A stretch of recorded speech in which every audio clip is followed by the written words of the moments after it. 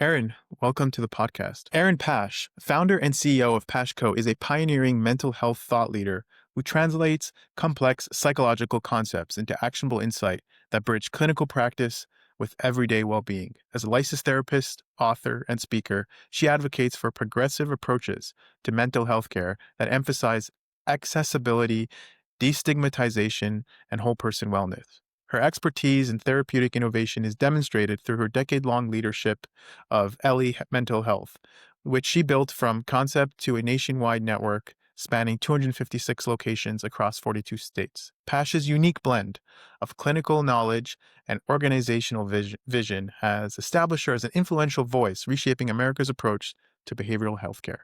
First and foremost, Erin, how did you get started with this journey? So many people have asked me that question over the last decade plus, and it's evolved certainly over time. But ultimately, I felt really compelled to connecting with other humans. And so, throughout all the chaos of college and trying to figure out what I wanted to do, whether it would be in medicine or how I could connect with other people, I found myself falling back into relationships and how I could connect. It was pretty easy after that to get a degree in marriage and family therapy, which is all about relationships and connecting. And my career just kind of snowballed from there. Very, very interesting.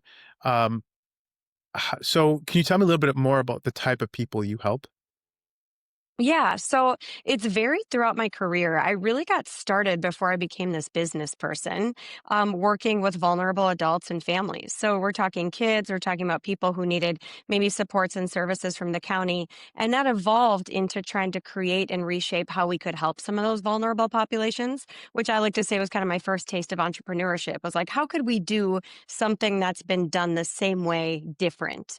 And Hmm, so, really, kids, families, you name it, I saw opportunities for us to really improve how we could help everyday human beings like me and you. right. That scalability factor, it's a poorly understood process because it's not just, you're doing the same thing but more. It's a whole new set of challenges. Scaling a company is extremely complicated because you're no longer just a psychologist. You are an entrepreneur and is a whole different set of skills. And we all get stuck in managing, not growing, right? So we're bogged down with the day to day. To be able to liberate yourself on a day to day, to be able to grow to how you've grown is truly fascinating. My first question to you is, what were some of the challenges you faced when moving from a single one stop shop to just spanning multiple states? Yeah, I mean, the challenges I faced, the short answer is all of them. The thing that people don't know about all the mysteries related to healthcare in the United States is that every state does rules, regulations, how we navigate insurance payment, Mm, all of that is different. So the first obstacle was really making sure I understood some of the landscape in where we wanted to grow our business. I am from Minnesota. I've lived in Minnesota my whole life. You could probably hear my little like Canadian accent when I elongate my O's. But I eat, live, breathe, sleep the Minnesota healthcare landscape. And so really going from a one-stop small shop here, even though we had a few locations here to growing in or nationally really took focus, time and attention, bringing in experts, learning to make sure that just because we were successful here in Minnesota, that we could be successful in other places. right. Now, a lot of people do what you do. So my question to you is, what's your uniqueness factor that separates you from those doing work similar to yourself and that you would attribute to the success that you've had? I think that's a really good question. There are certainly a lot of entrepreneurs and there's a lot of therapists. I think the sweet spot for me is a unique skill set. Call it, I'm born with it. Maybe I figured it out along the road. But being able to leverage my skills as a therapist to drive, like that tenacity of saying, I'm not going to quit, I'm not going to give up, just like maybe I would on my clients or in a therapy practice. And just that like thirst for curiosity. Like I am obsessed with trying to find an answer or learn something new. And I didn't know at the time, but that's really what it takes to be a successful entrepreneur. Like when you Yeah. fall flat on your face, you have to be curious about what's going to happen when you get back up again. And so you can call it genetics, you can call it the road, the path I took in life to get to where I need to be. But I personally believe that it is my unique skill set of being a family therapist specifically, where you have to understand complexities of so many human beings and apply those same principles to business. Right. Great answer. And I love how you're like, hey, maybe it's genetics. And I think there's an illusion of choice when it comes to entrepreneurship. You just wake up every morning and you're like, I'm going to take the most difficult route, and go through the most, to any rational observer, a bad transaction for an extended period of time. And you think you have a choice to say, now I'll stick to my 9 to 5. I'll stick to what makes me happy and comfortable, but it's not. I think that there's just genetically predisposed, plus our environment. That's just how it is and how it plays out because you just wake up every day saying like, yeah, let's do this. Right. And Yeah. so I guess my question to you now is why, I know this might sound like a weird question, but I don't think it is. Why was one clinic not enough? I mean, you're probably making decent money. It kind of made sense. You've stabilized, you found what makes you happy, you've got a consistent and expected revenue stream. Why would you want to disrupt all that and take such a big risk and push outwards and Right. deal with so many more problems that you didn't have to worry about, just cross state issues and all that? It might be hard to kind of look back and kind of pick, a reason, but if you were able to look back, why would you say that it just wasn't enough? Well, first of all, I'm a therapist, so I love weird questions. There are no weird questions, right? Um, but really, I have a simple answer to that. And it's social responsibility. Like the same tug and pull that made me decide to open one clinic was the same tug and pull that made me feel like I created a really cool model that's helped a lot of people. I need to find the right way to share it. And it felt wrong for me to just hold on to something that was so creative and unique within the space, that for years, actually, people in other states were like, come on, bring in Ellie here. Let's do this there. And I was like, ah, nah, you guys got this. You can figure it out. And they really wanted me to be that leader and kind of pave the road for how they could build a practice that was sustainable and successful in their own community while still being able to put the people in the epicenter of how we do things. Right. So let's talk about AI for just a moment. So there's this, Well, two-step approach here. First step I want to talk about is just AI in general. We thought that AI would be, a natural language processor, would be something we build in a lab that's highly confined. Instead, the first successful model was thrown into the wild and its adjustments and iterations come from just regular end users like you and I. And what's interesting about this is it excelled in areas we thought it wouldn't first, like music, art. Now, something like your job, psychology, where you have this fundamental need for EQ, I feel like there's like a double-edged sword here where just it's almost like malpractice not to use AI to get this foundational information you need. At the same time, it can do a really good job at creating a framework of how to approach problems, but also it lacks the human touch and that just unique approach you need to solve individual issues. So, from a philosophical perspective, what kind of role do you see AI playing in your industry? Do you see it disrupting it? Do you see it aiding it in the near future? yeah, I mean, this topic comes up a lot. It's interesting because I just did a keynote for a big tech company actually on AI plus EQ. And I actually made it AI plus EIO. Like, whoa, blows your mind. So it was AI, EIO, but neither here nor there. Um, you always got to start with like a catchy pitch, right? And Right. so we sang Old MacDonald. Um, but I think the thing that's really important and kind of what I talked about in this keynote is I love AI. I have Claude open on my desktop right behind us, filming this podcast, and the reality is I see it as a tool that can help us with efficiency, where then we need to be very intentional about using that efficiency to not just create more efficiency. We need to use that efficiency Mm, to get back into our life and work with the people in our lives. I think people would look back at the last 20 or 30 years and say people were strung out trying to, chase another buck, trying to, supporting capitalism and growing, that we lost sense of our ability to connect with others. And so I see it both in the industry as I see therapists learning how to use it themselves so that they can healthily teach people boundaries around AI and what it can really do to leverage their own personal EQ by saying, if I have, 3 more hours in my day because I was able to find a task with efficiency, I need to be able to be intentional and I need somebody to help me be intentional about how I can use that to better myself. right. And I think it kind of like pulling back to that question on a uniqueness factor.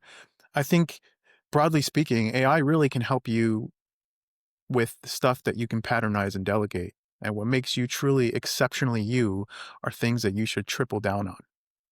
And even in a Yeah. broader, and even in a broader, from a broader perspective, in terms of just self-preservation and keeping your position, and avoiding the fending off the threat of I think really tripling down on what makes you unique from your competitors is what's going to save you from AI for the longest period of time.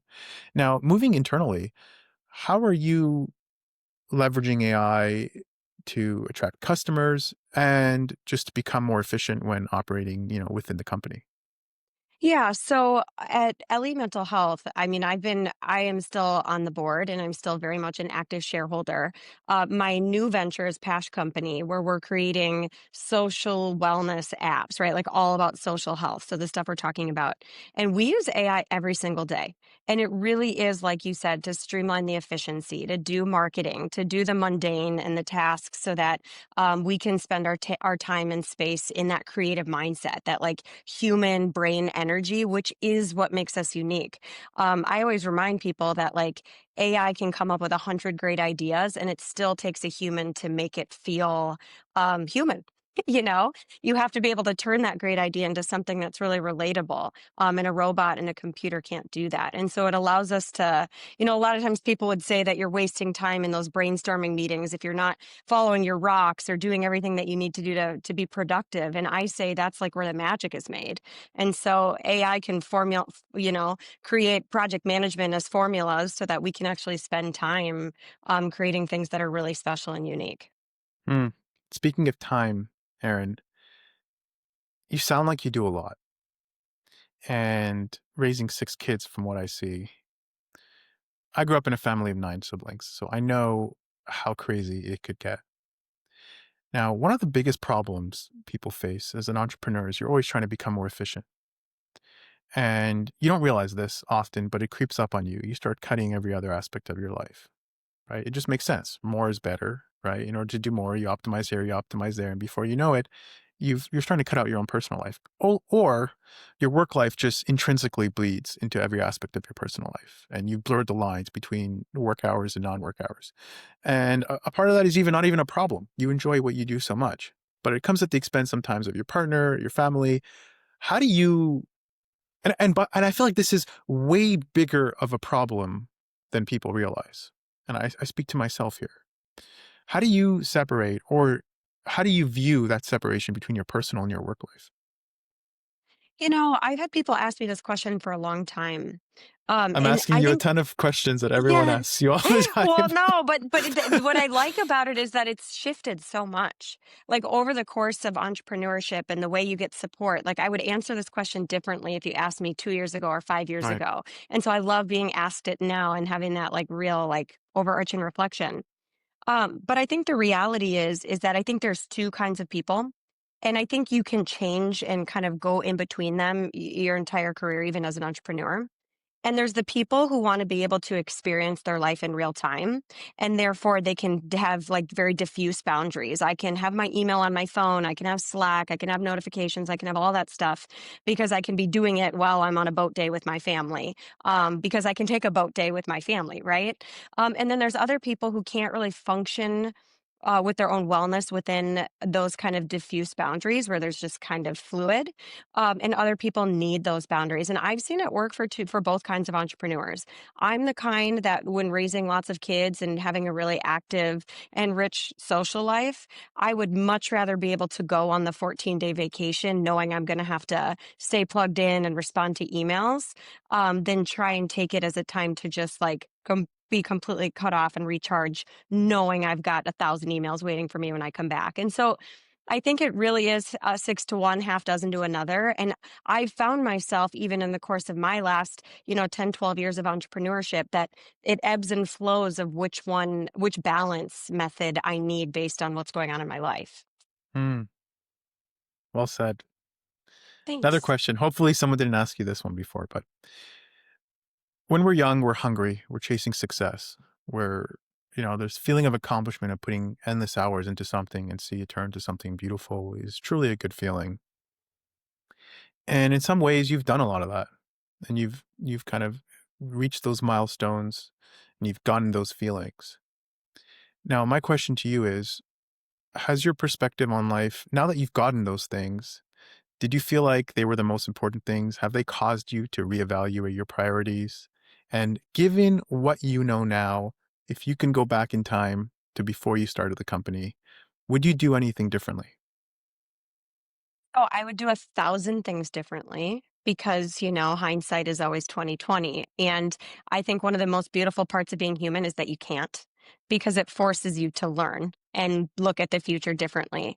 Nobody has asked me that question, and it's heartfelt. I love it. So thank you for asking me. Um, but I I'm I have suspicious, but I'll take your word for it. yeah, I mean, nobody's usually asked you. Everyone's always asking me questions as an entrepreneur. They're never asking me, questions like that are deep, like a therapy question, right? Which I feel like that is. So I love it, Cool. right? Cool. I I'll take love the it. emotional connection piece.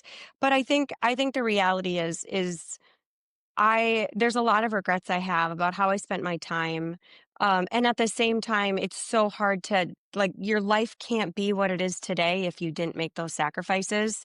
Mm, I think my greatest regret was actually maybe not even the hours I was away from my kids and my family, but the lack of like physical health and self-care to myself.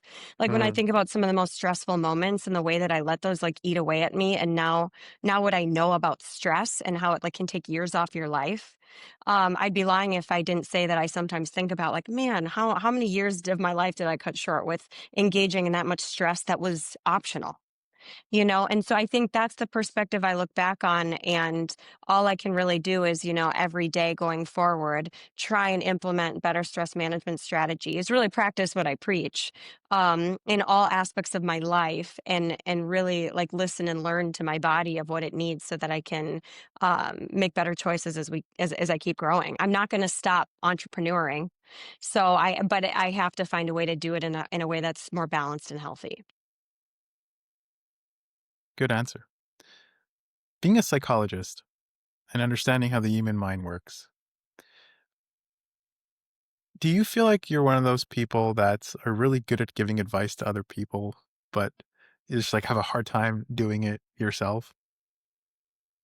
You know what's funny is I wanna be, like, all humble and be like, "Oh, yeah," but I actually feel like I'm really good at, like, following my own advice because I'm like, I have a deep fear of being a hypocrite or feeling like I'm inauthentic, That's kind of my whole personal brand, and it's not even a brand, it's, like, who I am, right? Like, you can't have a personal brand of authenticity without being authentic.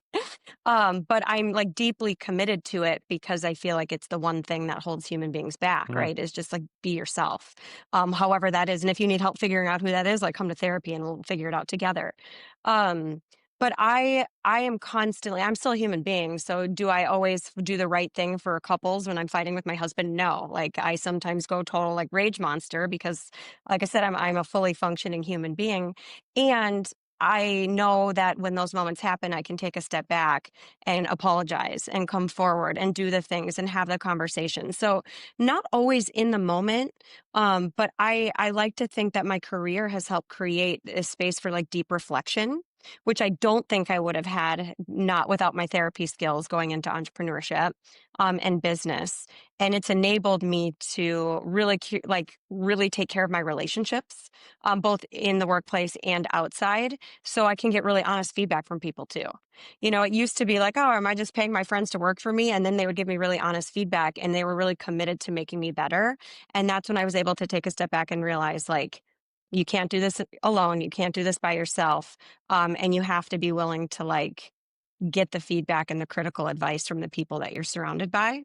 And that's the pathway of growth, right? And so I do believe I kind of practice what I preach. And I maybe would have answered that differently in the past, but I'm like proud of it now. that's great to hear. What's one thing that, or one perspective shift that you've had over your years of experience and growth? So, from when you first started your practice as a psychologist to where you are today, what's that one thing that you've actually changed your mind on or realized or just like you have a significantly different perspective today than you had then? Yeah. That's a really hard question. Like, there's Yeah. some immediate things that come to mind. I think probably the biggest thing is, not to be like doom and gloom, but this idea of like passion and justice. Like, there is nobody who's gonna help you out. I think when we grow up, we think like, "Oh, there's all these checks and balances in the world that are gonna make, like, you can't do that, or this can't happen, or somebody's gonna come in and, throw you the lifeline." And I think, as an eternal optimist, I thought that that would exist forever.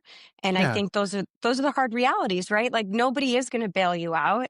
There is not always justice for things that are unfair, and that your mindset is really like the only way to get through it.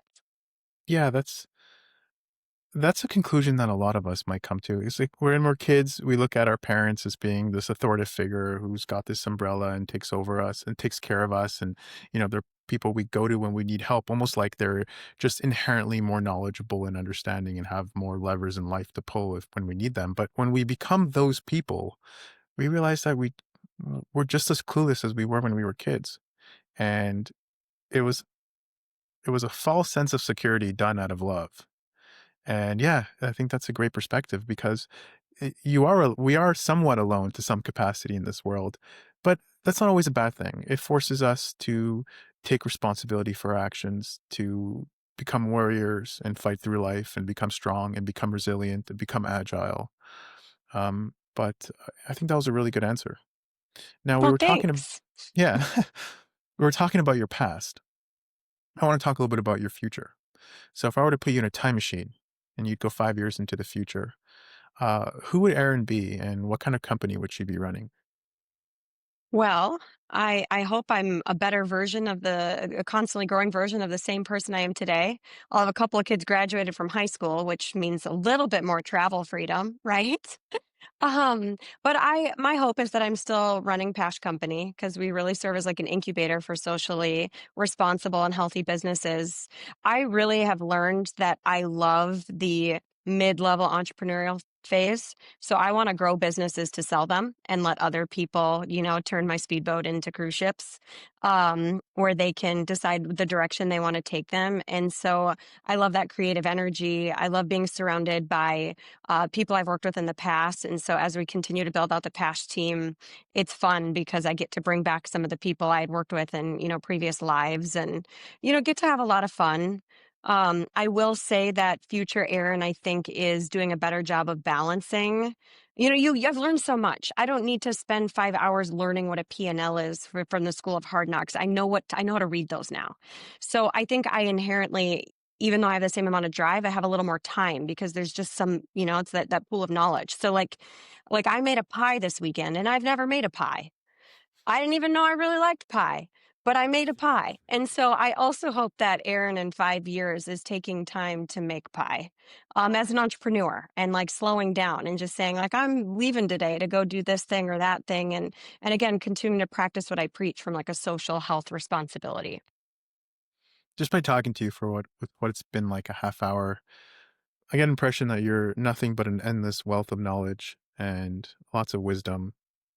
And I hope you watch this in 5 years from now and you're unimpressed from your answer because you've accomplished so much more. I hope so too, but I'm also like, it really is as cliche as it is. It's like it is a marathon, not a sprint. And as somebody who found success in my 20s, right? Like I'm 38. I feel like there's so much opportunity to speed up and slow down.